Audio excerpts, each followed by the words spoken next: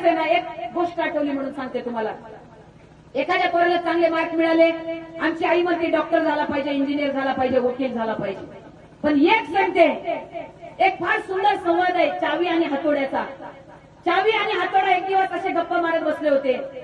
हातोडा म्हणतो, चावी ताई तू असं काय करतेस की एका सेकंदामध्ये तुझ्याकडून कुलूप उघडलं जातं आणि मी एवढे आघात घालतो त्या कुलूपावरती, म्हणजे हातोडा, तरी माझ्याकडून लवकर कुलूप उघडल्या जात नाही. तू असं काय करतेस? त्यावेळी ती चावी ताईचे उत्तर देते ना, माता माई मौलानो, हेच संस्कार तुम्हाला तुमच्या पोरांवर घालायचे. ती चावी म्हणते, अरे हातोडे दादा, तू कुलपाच्या बाह्यांगावर आघात करतोस, मी कुलपाच्या अंतर्मनात जाते, त्याच्या अंतर्मनाचा ठाव घेते आणि एका सेकंदात मला कळतं त्याच्या अंतर्मनात काय चाललंय. एका सेकंदात माझ्याकडून कुलूप उघडलं जातं. तू कुलपाच्या बाह्यांगावर आघात करतोस, तुझ्याकडून कुलूप कसं उघडल रे?